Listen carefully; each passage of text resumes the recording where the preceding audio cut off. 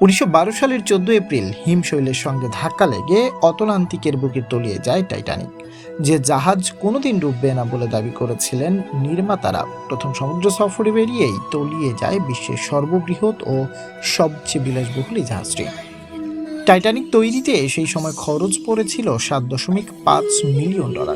মোট 2200 যাত্রী নিয়ে সাউদাম্পটন থেকে নিউ ইয়র্কের উদ্দেশ্যে রওনা দিয়েছিল টাইটানিক। টাইটানিকের সলিল সমাধির পর শেষ পর্যন্ত প্রাণে বেঁচে ছিলেন মাত্র 700 জন। মৃত্যু হয়েছিল 1,500 মানুষের। আমাদের আজকের ভিডিওতে জানবো এই জাহাজের কিছু গোপন রহস্য। শ্রমিকের মৃত্যু।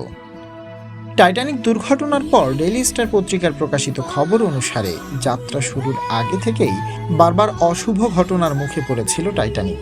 এই জাহাজ নির্মাণের সময়ই রহস্যজনকভাবে মৃত্যু ঘটেছিল 8 শ্রমিকের। টিকিট বাতিল।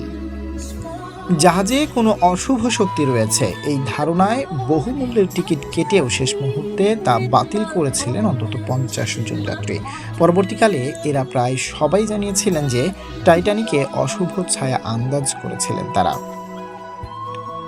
জাহাজে আগুন।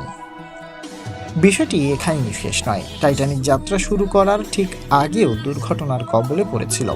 ঠিক যাত্রা শুরুর মুখেই কয়লার গুদামে আগুন লেগে গিয়েছিল। কোনো জাহাজ সমুদ্রে নামার আগে এই ধরনের দুর্ঘটনা অত্যন্ত অশুভ বলে মনে করা হয়।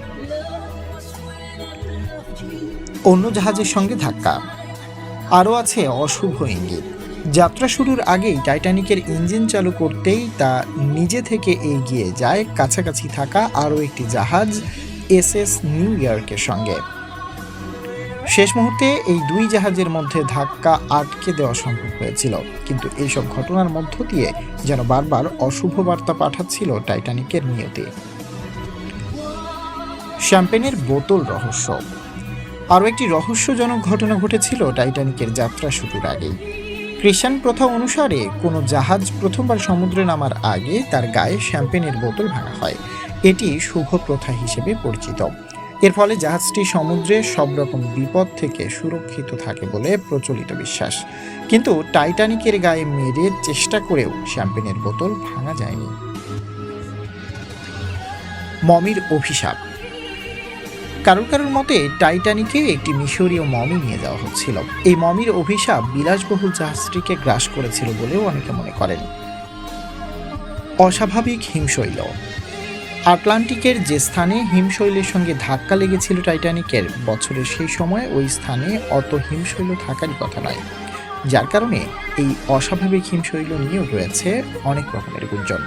এই সবই মূলত প্রচলিত একটি ধারণা। এর সপক্ষে কোনো প্রমাণ না থাকলেও যেভাবে 3 বছর ধরে বহু কোটি টাকা ব্যয়ে নির্মিত এই প্রাসাদপ্রম জাহাজটি 3 ঘন্টারও কম সময়ে তলিয়ে যায়, তাতে একে শুধুই দুর্ঘটনা না বলে কোনো অভিশাপের ফল বলাই যেতে পারে।